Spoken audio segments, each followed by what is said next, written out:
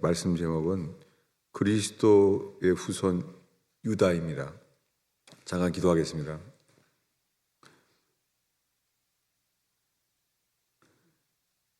예수님, 저희가 우리의 주 되신 그리스도 당신을 예비하나이다. 주님이 설교 시간에 말씀을 들으면서도 못 박히신 주님을 예비하나이다. 주님이 설교로 인하여 주만 드러나게 하시옵소서. 설교자를 예수의 피로 가려주시옵소서.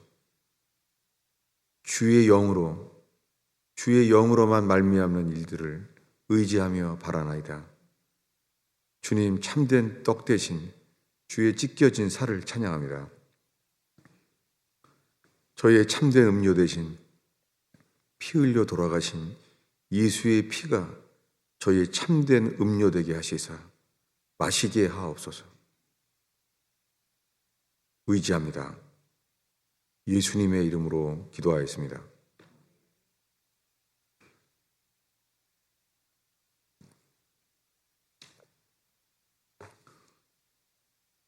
우리는 요셉 이야기를 들었습니다. 요셉이 형제들의 시기로 인하여 어떻게 고난을 받았고, 그는 예수님처럼 그렇게 고난받았습니다. 예수님처럼 은 30냥에 팔려갔고, 예수님처럼 그의 11 형제를 용서하였습니다. 그리고 예수님처럼 그는 11 형제가 자기의 죄를 깨닫고 돌아와서 용서받도록 인도받는 것을 보았습니다. 저도 한 달 동안 이 요셉의 이야기가 용서라는 거에 은혜를 받았습니다. 원래 요셉의 이야기가 용서라는 것은 알아서요. 성경 전체에서 예수님이 말씀하신 용서에 대한 예화는 2가지입니다. 용서하지 않으면 감옥에 우리도 갇힌다는 거예요.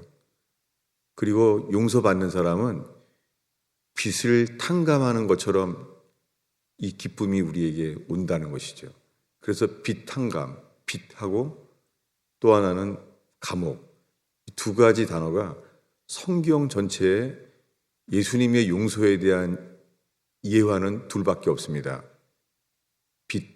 빚진 것, 그리고 감옥에 갇히는 것.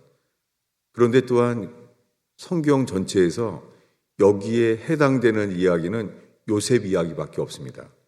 그러니 요셉은 예수님처럼 팔려갔고 예수님처럼 요셉은 고난받았습니다. 그런데 그런 요셉은 예수님처럼 십자가에 죽었다 부활하는 것처럼 세상의 총리가 되어서 자기를 팔았던 그들을 용서하고 그들을 오히려 섬기게 되었습니다.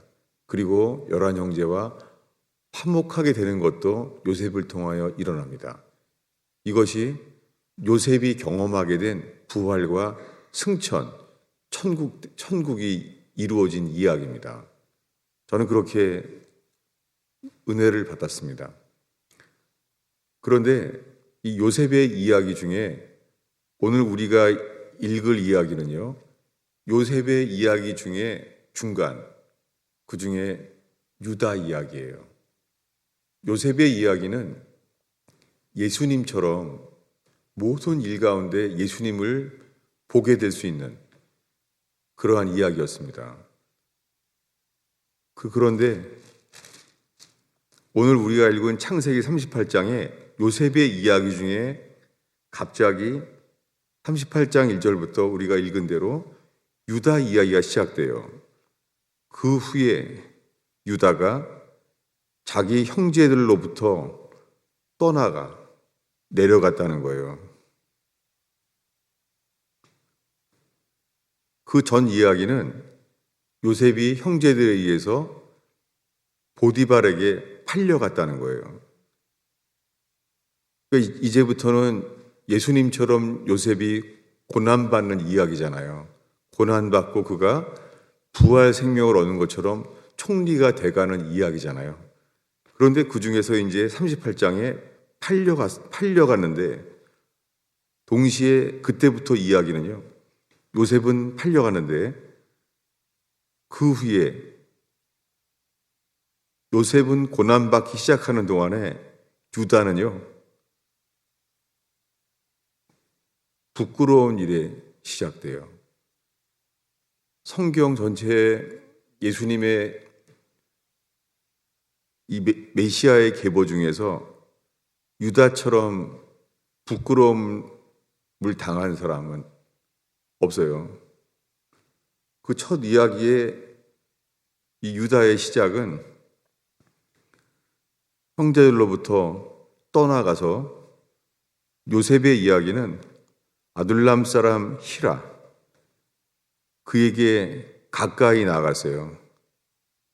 그래서 유다가 거기서 가나안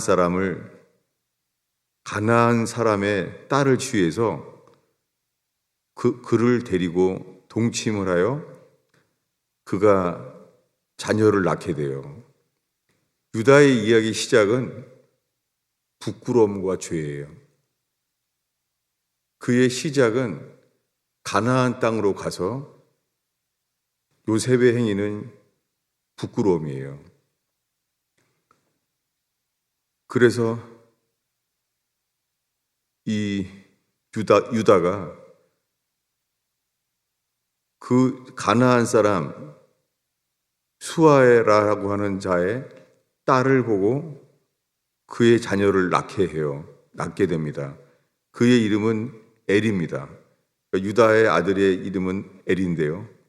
그가 다시 아들을 낳는데 그의 이름은 오난이에요.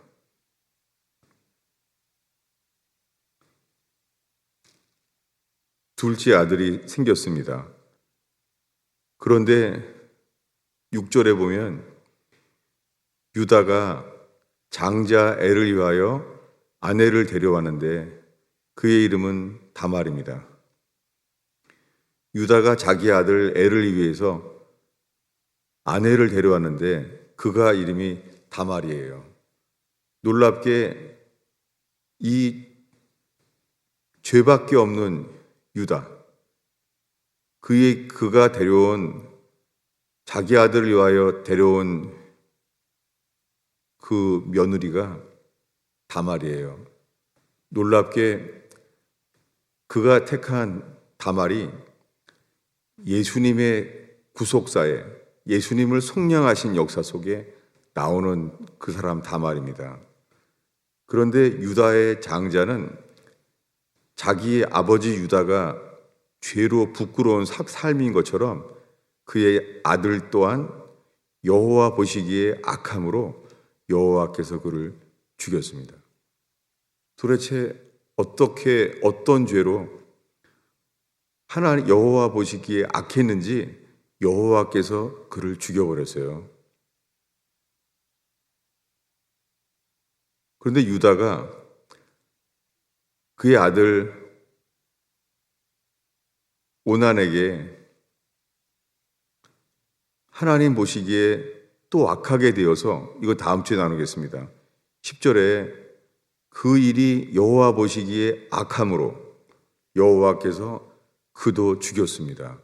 성경의 메시아의 족보에 주님 보시기에 악해서 아들 둘을 차례대로 죽인 때는 여기밖에 없습니다. 도대체 유다의 집안은 하나님 보시기에 이 악과 죄가 다 있어요. 죄와 악이 다 있어요. 이게 유다의 집 상태입니다. 게다가 오늘 읽은 말씀에 이제 이 유다가 이 자식이 죽어서 하나님이 그들을 죽이는 위기 상황인데도요, 유다가 하는 일은요, 이제 성경에서 유다의 삶 속에 가장 큰 부끄러운 죄를 범하게 됩니다. 왜냐하면 그 유다가 창녀를 찾은 거예요. 그래서 오늘 읽은 17절 말씀은요, 유다가 그 창녀에게 말하게 되는 대화예요. 그런데 그는 이런 죄 가운데 있는데 하나님은 미리 예비하셔서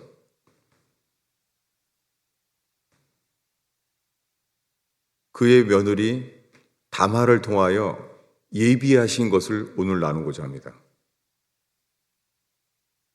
그 며느리는 이렇게 말합니다. 내가 내 때에서 염소 새끼를 주겠다. 그 며느리가 말합니다. 당신이 그것을 줄 때까지 담보물이 주겠느냐? 이 담보물은요, 사도 바울이 신약 성경에서 우리의 구원을 위하여 아주 중요한 것, 보증, 성령의 보증이라는 단어가 이 담보물이에요. 담보, 보증이라는 단어가 성경에 최초로 여기서 나옵니다.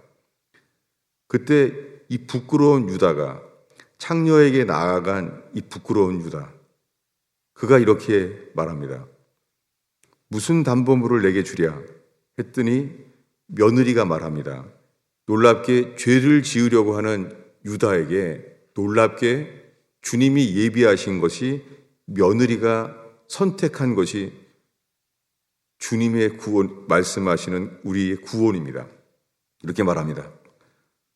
당신의 도장과 그 도장의 끈, 그리고 당신의 손에 있는 지팡이로 하라. 그리고 그는 며느리에게로 들어가서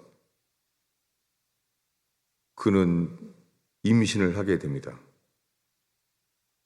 이 다말은 돌로 쳐서 죽게 될 상황이 되었죠. 그래서 그는 자기가 살기 위하여 담보물을 구했어요. 그래서 그가 돌로 쳐 죽이는 게 아니라 24절에 보면은 석 달쯤이 지나서 사람들에게 말을 듣습니다. 너의 며느리가 임신하였다. 그때 유다가 이렇게 말했어요. 24절에 유다가 이렇게 한 말이에요. 유다가 이르되 그 여자를, 자기 며느리죠, 내 며느리 그를 끌어내어 불사르라. 자기는 이런 죄를 지면서 자기 며느리에게 내 며느리를 불살러버려라 라고 말해요. 그때 이렇게 그 며느리가 말합니다. 내가 이 물건의 임자로 임신하였나이다 라고 말합니다. 그리고 보소서, 이 도장과 끈과 지팡이가 누구의 것입니까? 그때 유다가 이렇게 말합니다. 26절에 유다가 그것을 알아보고 이르되 그는 나보다 의롭다 라고 말해요. 다말이 나보다 의롭다는 거예요. 옳다는 거예요. 놀랍게 이렇게 된 이후에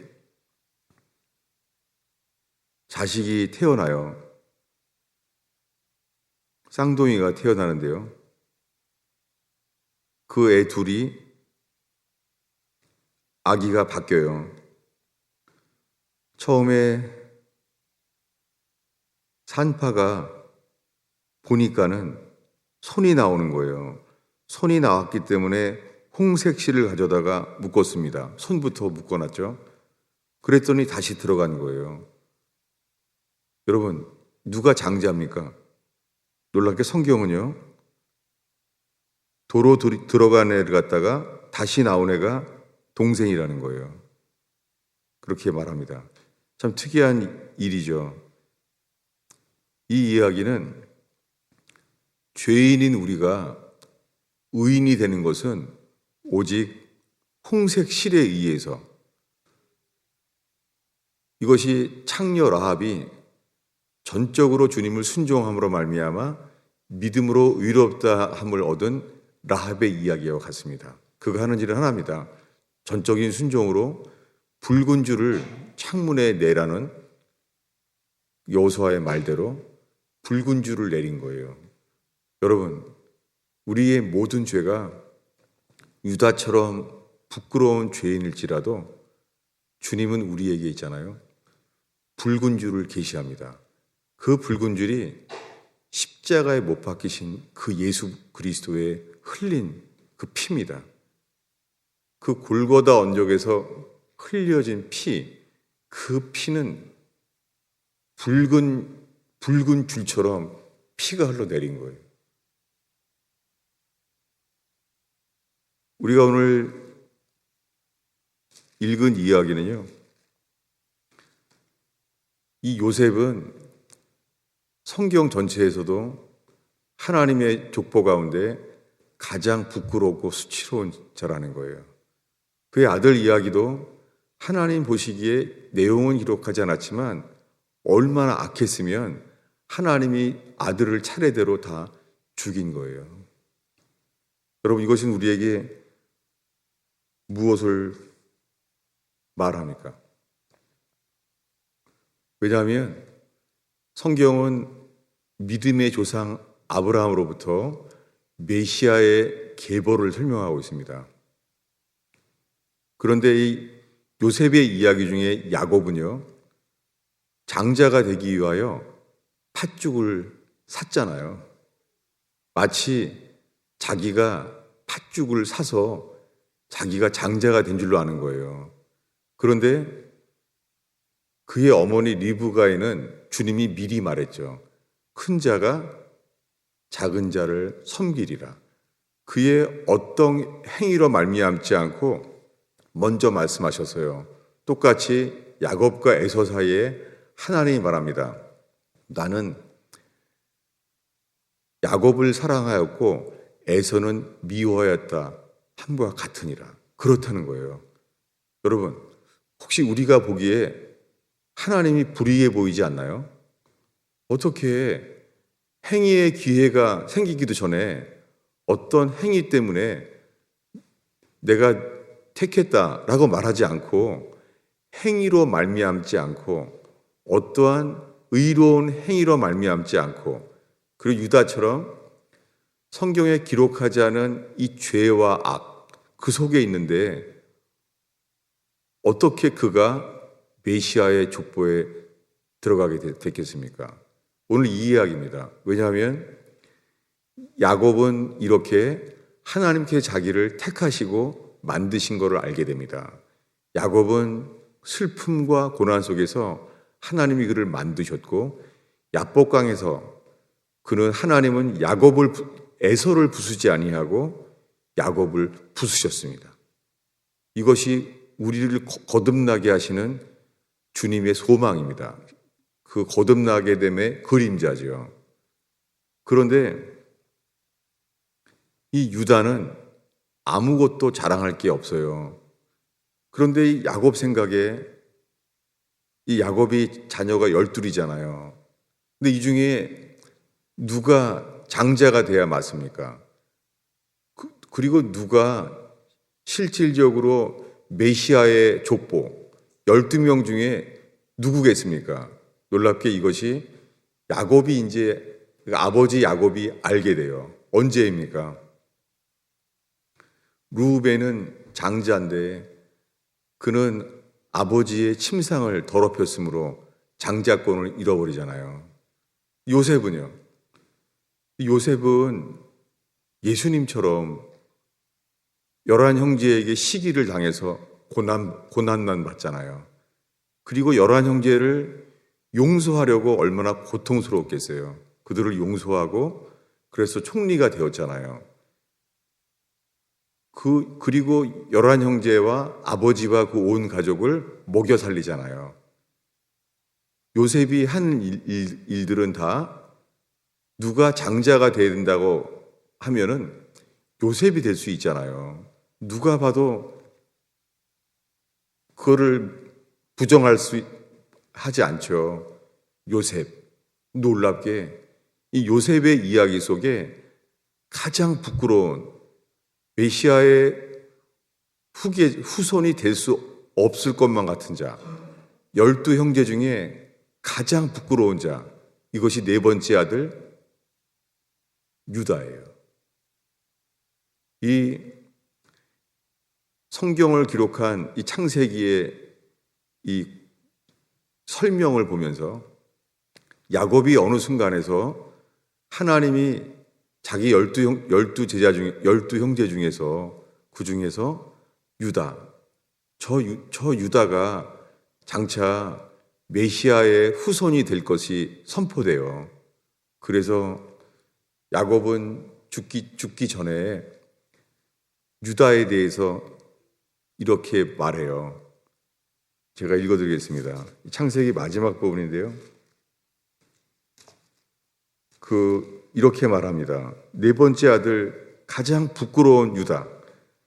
그는 입에 담기도 어려운, 이 교회 학교에서는 잘 설교도 하기 어려운 이런 추악한 죄와 부끄러움을 저지른 유다에 대해서 창세기 49장 10절은 이렇게 말해요. 홀이, 이 왕의 홀이, 지금 성경은 규죠. 이 왕의 지팡이, 왕들이 들고 다니는 조그만 지팡이요.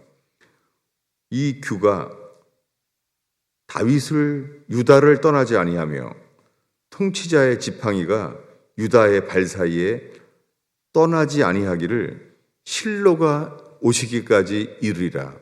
그에게 모든 백성이 복종하리로다.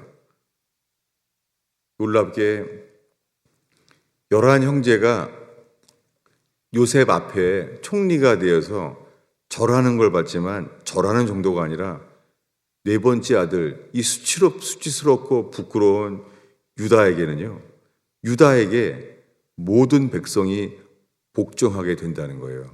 여러분, 이것이 은혜입니다.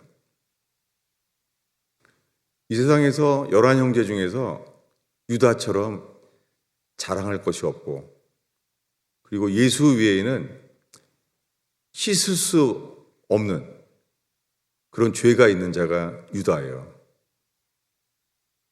이것이 요셉 이야기 중에서 갑자기 유다 이야기를 성경은 기록하면서 유다의 이야기는 시작부터 끝까지 입에 담을 수 없는 그의 자녀들조차 하나님이 그들이 여호와 보시기에 악함으로 아들을 둘 다 죽여버려 했던 엘리 제사장이 죽임을 당하고 그의 아들들도 죽임을 당했던 것처럼 유다의 삶 속에서는요, 하나님이, 사탄이 죽인 게 아니에요. 하나님이 유다의 두 아들들을 죽였어요. 그런데 성경은 말합니다. 무엇입니까? 요셉의 이야기는 예수님처럼 고난받고 시기를 받고 예수님처럼 총리가 되어서 부활 승천을 경험하게 된 사람이 메시아의 족보에 쓰지 아니하고 겸손하신 예수님께서는 우리를 구원하시기 위해서 가장 부끄러운 아들 유다, 그 며느리로 인하여 자식을 낳게 되는 성경에서 가장 부끄러운 자, 그를 메시아의 후손으로 세우셨습니다. 이것이 은혜입니다. 여러분, 구원은 우리로 말미암지 않습니다. 우리의 어떤 행위로도 말미암지 않습니다. 그래서 메시아의 족보는 요셉으로 이어지지 않습니다. 인간적으로 그렇게 배신당하고 시기당하고 팔려갔던 요셉으로 말미암지 아니하고 아무것도 자랑할 것이 없고 아무 자격이 없는 유다를 주님이 택하셨습니다. 그리고 주님의 풍성하신 은혜가 무엇인지를 그에게 계시하셨고, 그리고 유다를 통하여 주님이 우리를 구원하시기 위하여 우리의 어떤 행위로 말미암지 않고 주님이 자신의 뜻과 자기의 계획을 나타내셔서 구원은 오직 주의 손에 있음만을 나타내셨습니다. 이것이 제가 오늘 준비한 설교입니다.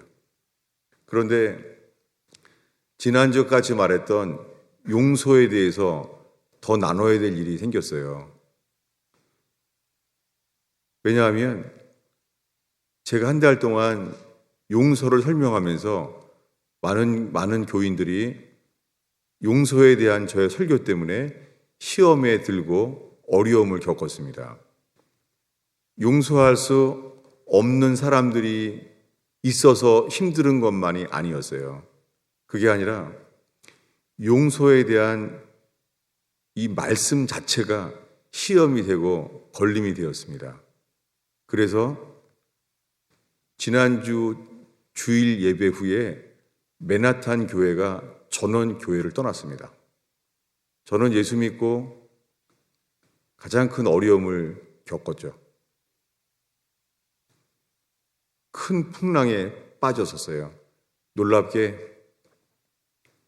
아무 자랑할 것이 없고 자랑할 것이 없는 교인들에 의하여 다시 목회를 하게 기회를 받은 이 유다와 같은 죄를 진 목사가 주님은 용서해 주셨지만은 정말 감사하게 주님이 저를 낮추시고 정케하시며 주님을 계시하십니다. 정말 나를 용서하시기 위하여 예수님이 내게 어떻게 하셨는지가 제게 평생에 잊을 수 없는 그런 가장 큰 용서가 저에게 시작됐어요. 이건 분명한 일입니다. 물론 제가 유다와 같은 죄를 진 목사가 내 모든 죄가 사함받았다고 기뻐해서 그래서 교회를 떠난 분도 많아요. 저는 제가 신눈처럼 제 모든 죄가 제사함 받았다고 노래할 수도 없어요. 그거 자체가 교인들에게 시험 받고도 여전히 하고 있습니다. 당연히 그렇습니다. 어쩌면 우리 교인들 속에서 가장 용서할 수 없는 사람을 가지고 씨름을 하면 여전히 아직도 이 목사인 저 때문이라고 생각이 듭니다. 그래서 저는 아픔이 있어도 당연합니다. 괜찮습니다. 그런데 이것은 교회가 되기 위하여 지난주에 맨하탄 교인들이 다 떠나면서 해준 말은 여러분께 마지막으로 제가 나누기를 원합니다. 그때는 경황이 없었어요. 너무 충격을 받아서. 그런데 그들은 또 그런 과정이 떠나야만 할 때까지의 어떤 그 큰 아픔의 과정이 있었겠죠. 제가 기억나는 대로 이렇게 들었습니다. 교회를 떠나는 이유는 성경에 우리가 죄진 자를 용서한 것 같이 이것이 우리에게 지은 모든 죄를 지은 사람들을 용서해야지만 우리가 용서를 받는다는 말씀이라면 인간의 구원이 우리의 용서에 달려있다는 것은 더 이상 복음이 아니다. 이렇게 말했어요. 그래서 나는 교회를 떠날 수밖에 없다. 여기는 교회가 아니다. 그리고 우리가 용서해야 구원을 받는다는 것은 행위 구원이다. 우리가 뭔가 용서를 해야 한다는 행위 구원이라는 거예요. 그러면서 우리의 구원은 하나님에게 달려있다. 하나님의 주권에 달려있는 것이지 인간의 용서라는 우리의 행위에 있지 않다고 떠났습니다. 저는 어떤 변명도 말할 수가 없었어요. 제가 이 부족한 설교가 자체가 그런 시험이 될 만한 틈이 된 것이 그게 저의 부족입니다. 그리고 이렇게 말했습니다. 어떤 사람은 교회가 장례식 분위기다. 그 목사님 때문입니다. 그것도 제가 할 말이 없었습니다. 그리고 교회가 은혜보다 율법을 강조하는 것 같다. 그래서 떠난다라고 말했습니다. 그리고 설교가 머리에 지식만 있는 것 같다. 삶이 없다. 그래서 저를 떠나기로 했습니다. 그리고 말했습니다. 십자가만 말하고 부활을 말하지 않는다. 아무 말도 할 수 없었습니다. 그리고 창세기 강해를 시작해서 목회를 다시 시작해서 기대했지만 아무도 변한 게 없습니다. 라고 저에게 말했습니다. 또 이렇게 말했습니다. 교회가 하나님만 바라라고 하니까 서로 사랑하라고 하는 새 계명을 가르치지 않았습니다. 주일 예배를 마쳐도 집에만 가버리고 서로 인사도 안 합니다. 아무 말도 할 말이 없었습니다.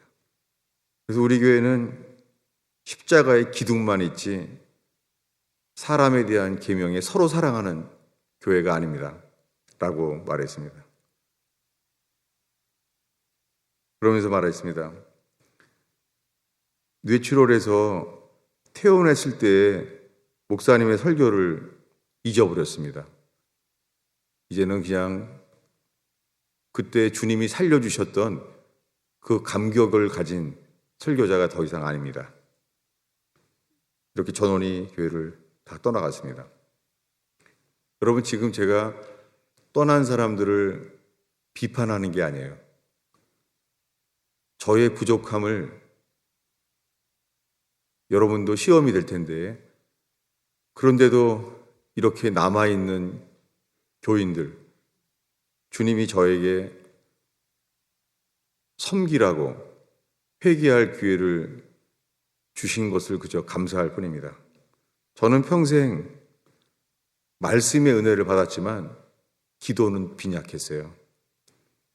그래서 저는 설교가 말씀을 준비하는 설교지만 저는 설교를 들어야 될 교인들을 위하여 중보하는 것이 너무 부끄럽고 빈약한 사람입니다. 설교자였지만 아직 저는 목자라고 말할 자가 아닙니다.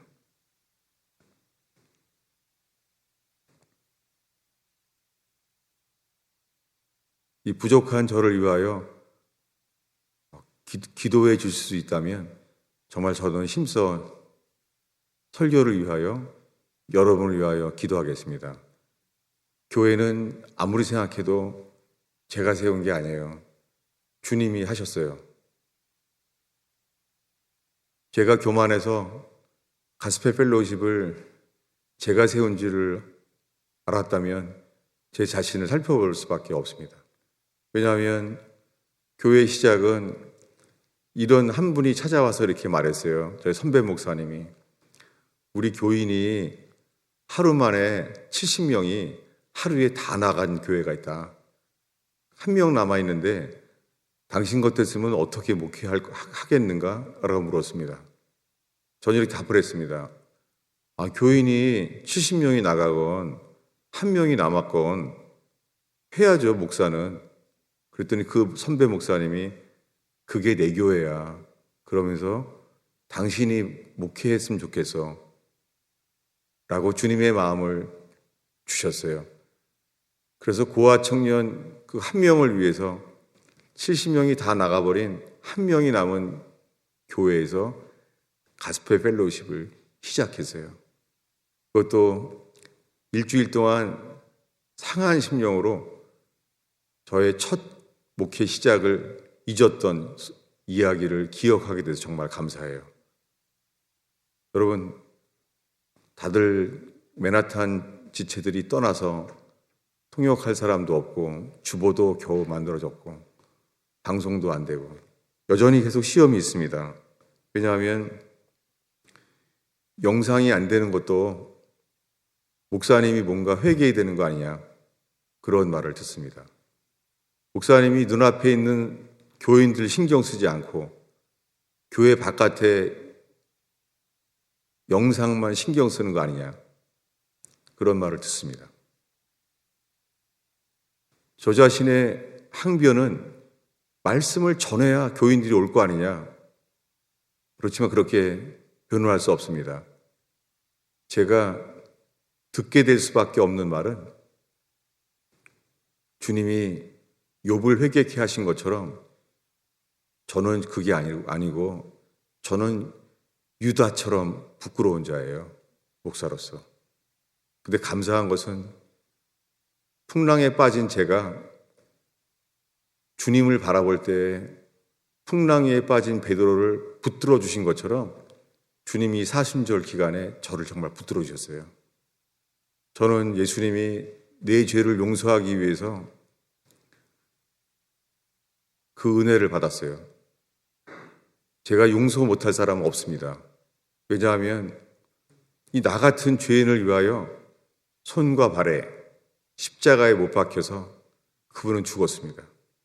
제 속에 이 상한 혼 속에요. 저도 모르게 제 속에 나오는 것은 샘처럼 제가 이 상황 속에서도 내가 어떻게 하면 이 가스펠 펠로우십을 세우신 예수님께 어떻게 하면 예수님이 기뻐하실까? 제 속에 그 관심을 일으켜 주셨어요. 사람들이 떠나간 것에 대한 나의 상함에 집중하지 않게 하시고 내가 해야 될 일, 내가 어떻게 해야 주님이 기뻐하시고 저를 용서해주고 목회를 기대하고 있는 교인들이 나로 인하여 주님께 찬송하고 기쁜 교회가 될 수 있을까? 그 마음을 주님이 주셔서 이 설교가 그냥 말인지 제 삶이 될지 여러분들이 보게 되기를 바랍니다. 어린아이들조차 이 유다에 대한 부끄러움에 대한 말씀이 오늘 은혜가 되기를 바랍니다. 기도하겠습니다. 예수님, 유다처럼 악과 부끄러움밖에 없는 유다를 택하시사 오 주님, 예수 그리스도의 홀이 이 부끄러운 유다에게 있게 하신 주여, 주를 찬양하며 우리의 구원이 요셉처럼 우리의 의로운 삶과 우리의 수고에 달려있지 아니하고 아무 자랑할 것이 없는 유다에게 선포하신 주를 찬양하며 그러한 저희와 가스펠 펠로우십 교회 되게 하옵소서. 예수님의 이름으로 기도하였습니다.